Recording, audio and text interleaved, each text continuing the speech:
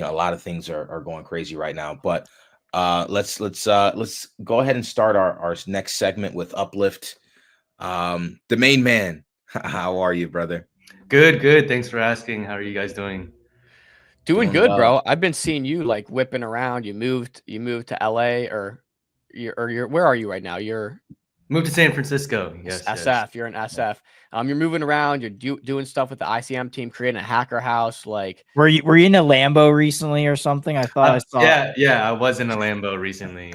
Is that your Lambo rented or a No. So I friend? got invited to this femtech gala, like an hour down south, and it's at this hacker house, big mansion, really cool. They host a lot of events, and one of the sponsors is like an exotic car rental service. So I was just like leaving.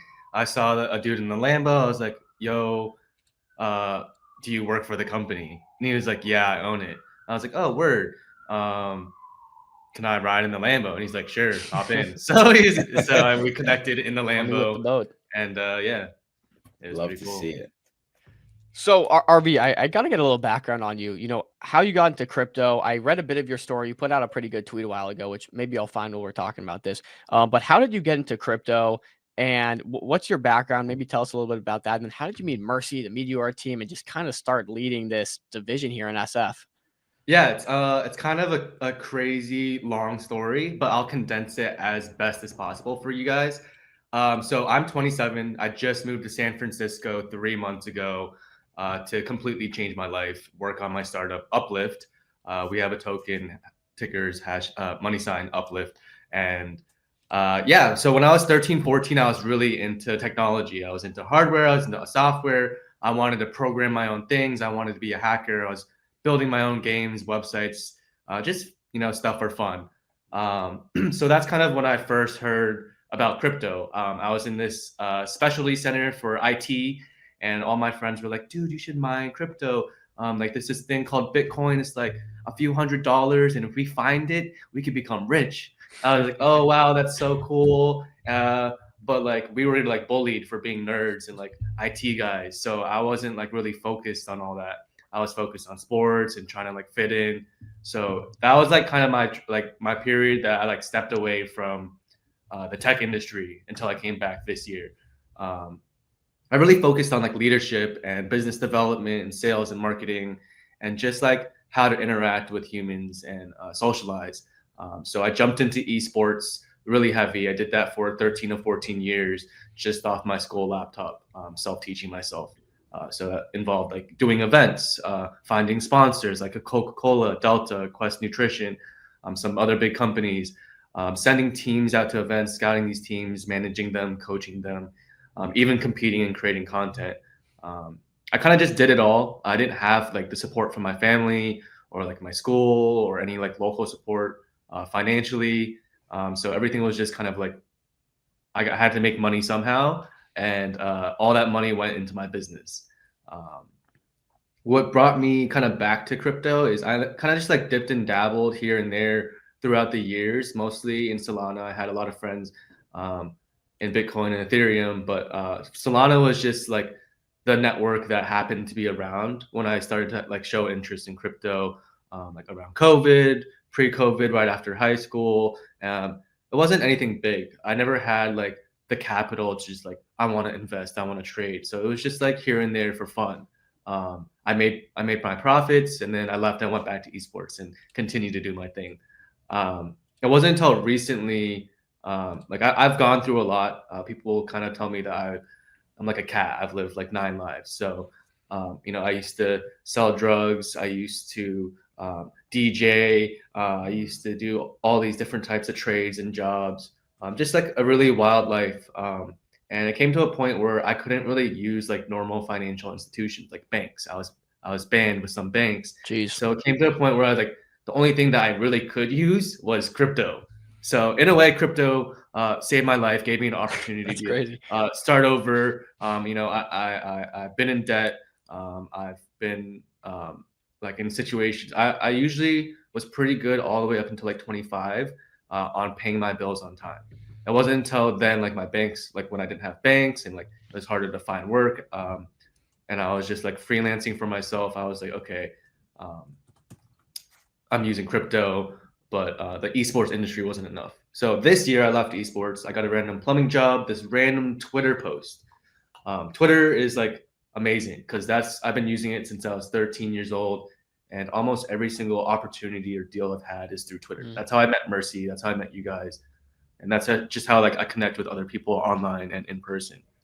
I saw this video. It's like, okay, fly out to San Francisco. We'll pay for your lodging. We'll pay for your food. And it's like a 3 to 4 month acceleration program. You can like accelerate your business. Excuse me. Basically, I was already working on an app. This app was Uplift. The reason I was working on this app was the last 2 years of my life, I was stuck caretaking for like a disabled family that I had moved into to help. I didn't know it was like super, super bad. So like by month 6 of living there, I realized I was stuck. I had like four or five different sources of income when I moved in. At the end of year 2, a year and a half, I had like one source of income. I was ready to quit esports, even though I was traveling around the world for free and doing all these cool things. Like my actual living environment was terrible. It was like toxic. It was just really bad. And I kind of just hit that point. It's like, okay, I've hit a lot of rock bottoms. I've been homeless. I've done this. I've done that. I've had these moments of like failure, but I think I'm gonna draw the line here. Like it's really bad. So I quit esports. I left. I was like, you know what? I'm done. All of it. I got a regular plumbing job. I installed this app. This app was like a productivity app. It's just something very simple, like a command station. Oh no! No, man, No, this he was guy's got a cooking. fascinating story. What happened? That's what He happens was when you hit cooking. exit accidentally. All It's right, all good. gotcha. There we You're go. good. Keep going. act Keep like going. nothing Yeah, happened. like a OS for my life, right? So it was just kind of like out of a place of like hopelessness, no more options. I was backed against the corner, and I wanted to just get the fuck out. Like I needed to do something to change my life. So I installed this app. It's like, okay, I'm gonna gamify my life. It's like solo leveling. I'm gonna go from 0 to 100, just maximize everything in one spot, just one app and everything. It was a dud. I was so disappointed that I spent like $20. Like it was like day by day. Like, okay, how am I making $10 to $20? That's when today? apps are selling you Yeah, hope. yeah. So I was like, okay, this is my dream. I've wanted to become an entrepreneur since I was 14. I've done all these things. Let's go back to my roots, my childhood. I'm gonna like vibe code this app. I'm gonna take all the best ideas that it sold me on, that emotion, and I'm gonna put this into like everything. So I went all in. The program came, the Delta online competition to get the free funding to SF. I got accepted. I quit my job in the middle of the program, didn't tell anyone. It was a 3-week program. And then I'm like, I have no money. I have no one. And I'm like, dang, like I need to win this or else I'm screwed. Like I'm just going to sit here in my bed trying to like rebuild my life and my future for the rest of my life. How old are you? How old are you right now? I'm 27. I'm 27, 27. okay. So I didn't win the program. My dog passed of 18 years 2 days before the sprint ended. I remember someone launched a token for the project 2 days before my dog passed, and that was 4 days before the competition ended. So I remember that happened, and I was like, "What is this?" It was launched on Bags app, and Bags app. So wait. Someone launched a token on your behalf on Bags. Yeah, and then they assigned me the fees. Okay. So I was Got like, it. "What is this?" Like, I'm not sure, but I was in such a like rough situation.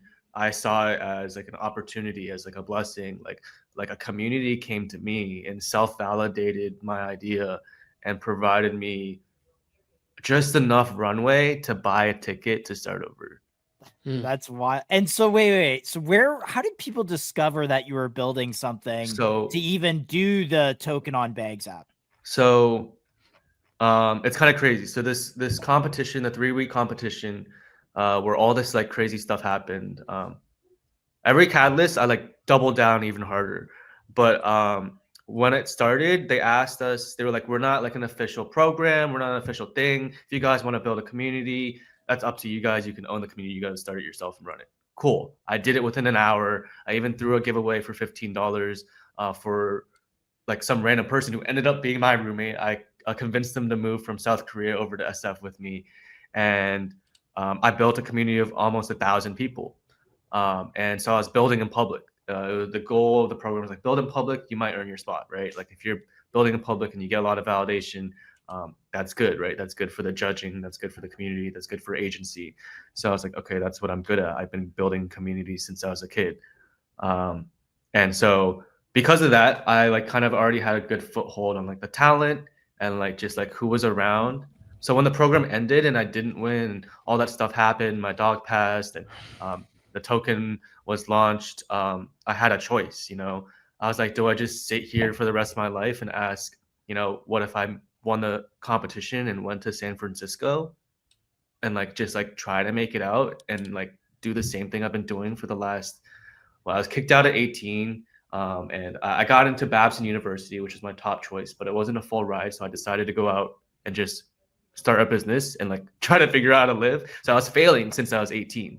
So like I guess all those years, the past 9 years, like am I gonna just do the same thing, or am I gonna just like keep betting on myself like I have the last month and like take this momentum and traction and not let it die out? Am I gonna do something with it? Am I gonna make a choice and take this big leap of faith into like the void? Like I don't know what's gonna happen. So I was and like, what were you building? What did the app do? Uplift. So Uplift was Uplift is a cross OS platform for AI agents. So we actually just updated our website the last 30 minutes ago. We completely changed our website for a more cleaner look. But what we basically do is we give you one single focal point and command line or prompt or voice to voice, one command center to manage all your apps, all of your agents, configure them online or offline, and store all of that data locally and online. So or is your background in AI, like what kind of gives you the qualification to build this? Or if you don't, like what's the technical background to build something like this? yeah, so it's not just me. I have a team. I have a very technical co-founder who has experience in a $15 million valuated startup in AI, as well as another AI startup called Audit Brew. And we also have a team of advisors. One of our advisors is in AI and robotics, works for a company generating a few million in ARR. And yeah, I mean, I have a small technical background, but I'm more focused on building out the ecosystem for the platform to live in, that layer, which would include like events, hacker houses, office spaces, just a hub in SF, and the Uplift would come in and help accelerate those peer-to-peer relationships, in-person relationships. Got it. And So, maybe talk to us about the event. Like, how did you get connected with Mercy? Just DM'd Mercy and was like, hey, I'm in SF. I have an event space. Do you guys want to bring founder.run out here? Like, how did that all go down? Because like full disclosure, we don't usually have projects on MCG that are like sub 100K market cap typically.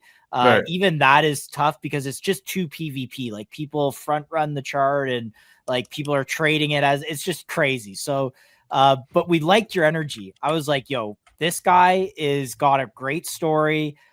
We reached out to Mercy and said, hey, like, Matt was thinking of hopping on, like give us a little back chat. We saw you tagged in one of Mercy's tweets, and then we're like, all right, let's get Matt in, let's see what Matt's doing, and then talk a bit about what happened. So that's like the background to all this, just so you know. Okay. But yeah, you know, of course we want to support you. It's just too PvP when you have low market cap you know, projects coming on MCG. Yeah, absolutely. So, yeah, Mercy and the whole ICM.run team, they're amazing. They came out to SF a few weeks ago, and we had an event here. I helped host one of the events. They had multiple events.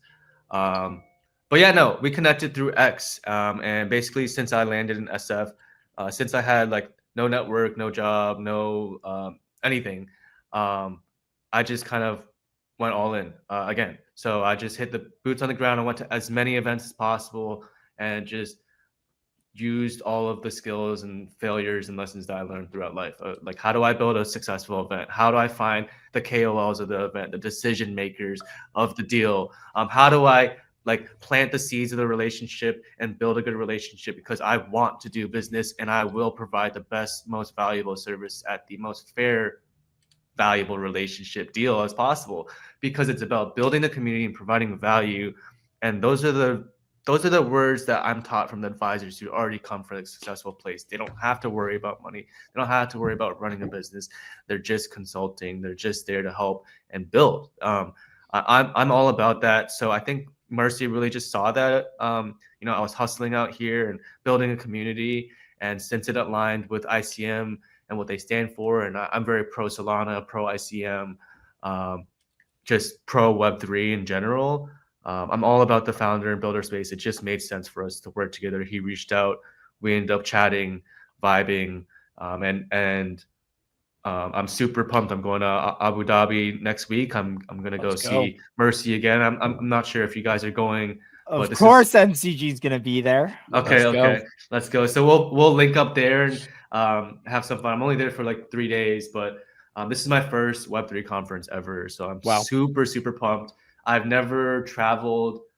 I just got my passport, so I've never traveled internationally alone since I was a kid. So yeah, super excited. I think I'm gonna try to get some Uplift merch as well to wear before I leave. We'll get you're running into a deadline. You got to get to it. Yeah, I know. I got 7 days. I'm gonna walk into a local manufacturer and be like, hey, like I need this tomorrow, and it's gonna look like this, and this is gonna be fire.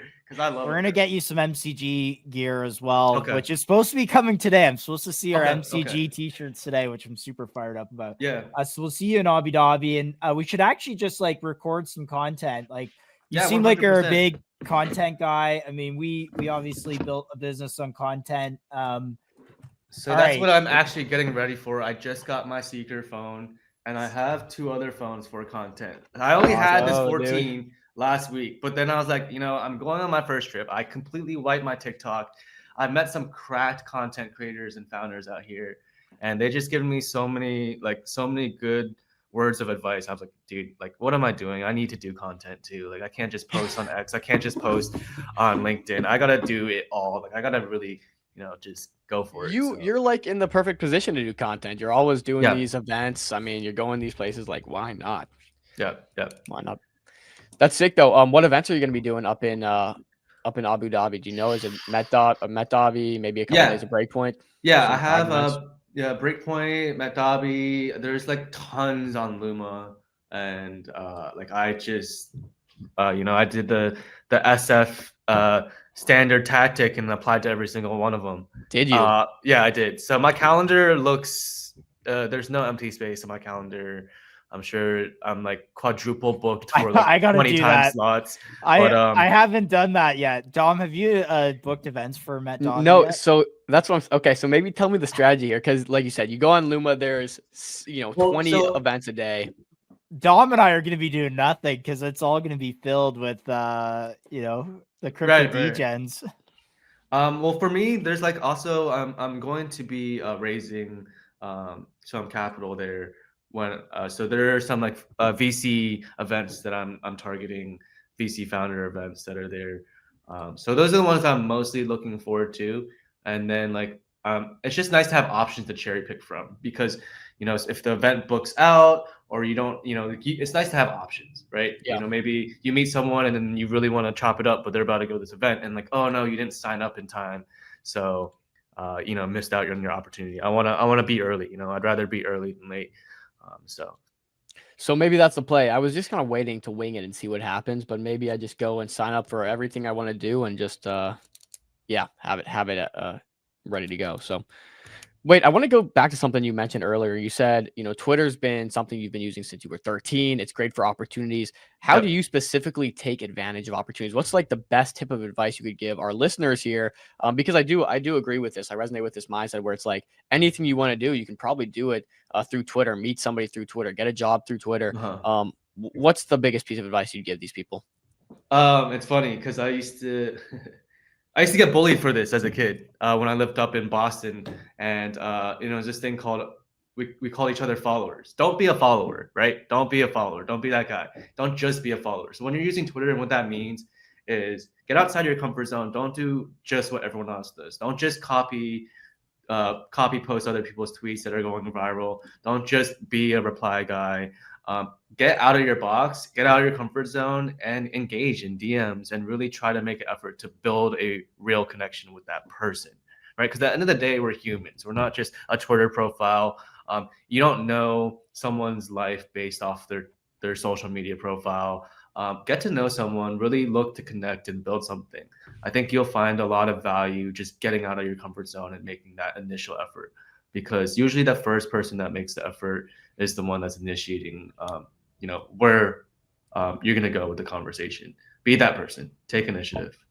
So get comfortable being uncomfortable is what you're saying. Yep.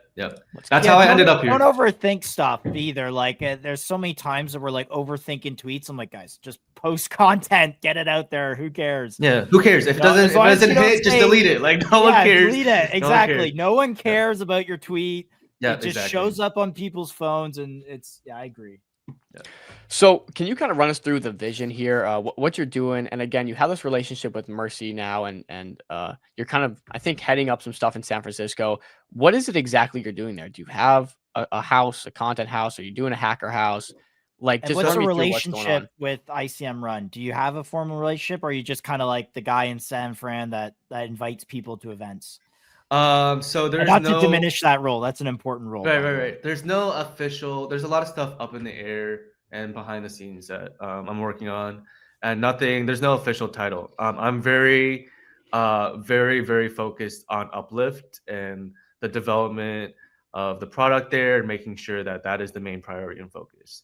So we're focused on raising for Q1 and launching our marketplace and having the product ready for that, and just doing all the marketing around that. I have a lot of job offers right now for like growth in social media from like just startups in SF. And I will be working, with some Web3 initiatives that are in talks that I'm not sure how much details I can reveal about that.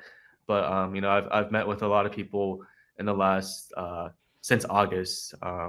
So I was meeting with some of the MoonPay reps in August before I came out here, and just planting some seeds before I focused on like the local. And then I've come back to reconnecting with those seeds that I planted in October and this last month in November as well. So a lot of moving parts, a lot of things up in the air. Ideally, it would be nice to have a office where we could have a hub out here. We could do like Web3, Web2 events. Eventually a hacker house where we're doing content, we're running a program, we're running the best house in SF. I have experience running houses before, not just in like the gaming industry, but also in a peer-to-peer space. Hackathons also, like whatever private dinners, just a lot of things in talks, nothing officially announced yet. But yeah, just a lot of moving parts. So pretty exciting. Just I'm not sure what I can say yet. So that's sweet, dude. We gotta get up to SF sometime and see what you got going on, what it's all about. But I think how do you like San Francisco, by the way? Because I feel like I've heard the vibes, especially for builders and startups, is just like it's immaculate. That's where you got to be. Yeah, absolutely. I've been asked, I wanted to get out of Virginia for a long time. It was just really hard to like figure out what felt right. I booked my one-way ticket for $150 out here with not knowing where I was going to sleep, with getting rejected to the residency, and not knowing if I was coming out here alone or not. And not to mention that everything is like 3 to 4x the price out here. It's really expensive. Yeah. There is a lot of there's a lot of like homelessness down in the city. So it's not all sunshine and rainbows over here. For sure. So there was a lot of risk and just uncertainty coming out here. Like I didn't know like what I was gonna get, but it's immaculate. The vibes are crazy. Everyone's super locked in. Like we ended up coming out here with the team and getting into the residency, and everyone's just super ambitious. So you see that and you're motivated.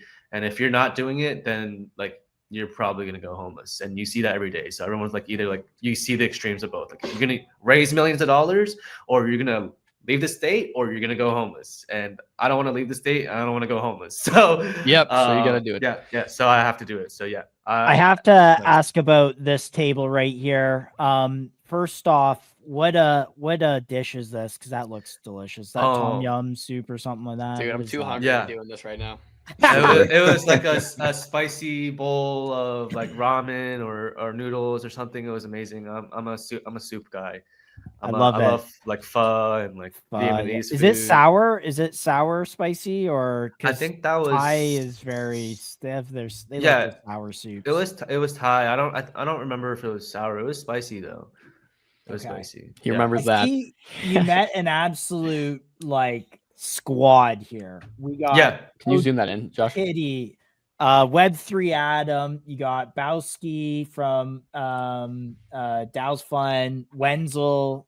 Shout out Wenzel, Profit, BBPC. I don't know if I've met BBPC, but like, all right, there's a squad here. Yeah. How did you like, all right, like, I don't know, you got connected on X, all of a sudden you're meeting kind of like the forefathers of ICM. Like, what is going on here? And we got to wrap this in like 4 minutes. Yeah. So let's. So yeah, bullish on ICM and what all the guys are doing there. I think that they're all the mentors. Honestly, I told them this at the event and before the event and before we even thought of doing the event. Just the whole vibe, like they're just so down to earth. So the whole time I've been in SF, I've been to all these events, met these amazing people, met people who've raised millions of dollars, who invest millions of dollars, all blah blah blah, right? And it's just amazing, right? Everyone's cracked, and not to downplay it, but I told these guys at ICM.run, they're the most down to earth, real people I've ever met since I've been in SF. I felt the most comfortable, I felt the most welcome, and I didn't feel judged, or I just felt at home. So I really, really, I really respected that, and that's something I want to surround myself with. Those are the type of people I want to surround myself with. We absolutely agree. We love these people. All these people on here have been very kind to us as well, and so we appreciate all of them. Soju, the Meteora team, has been huge supporters of what we do, and it's allowed us to build a business. But yeah, I mean, it's really relieving. It's like really ICM. Relieving. Whether it's SOAR, whether it's MetaDAO, all the different kind of people building in the space are good human beings. Like I've not met one ICM founder. Maybe there's one. There is one where they rugged pretty hard, but we won't mention on stream. But everyone else since then has been great. Has been like Maya from Street is lovely. Bob Builder is wild and great, and Top Fundler, I don't know who you're talking Dimitri about. From yesterday. We don't even mention Dimitri from yesterday. Yeah, man, look, we want to Daddy Duster, this is exactly right. Here's a young guy trying to make it in SF. We want to highlight it. Homeless multiple times, but pulled it out, made it happen, and here he is. He's going to be going to Abu Dhabi with the crew, and I don't think I can end it any better than that. That's phenomenal. Yeah, keep an eye out for me at Abu Dhabi. I'll be holding a gimbal in one hand, holding a camera in another hand, and I'll probably be wearing a QR code with the ticket or something. Let's link up. Let's link up. I'll give you the MCG live account even, and we can kind of do a little something with that too. It would be great. So we want to cover it all. Yeah, absolutely. Let's do that. Let's plan for that. But yeah, no, everyone on ICM.run, great team. I'm just super grateful to have met them.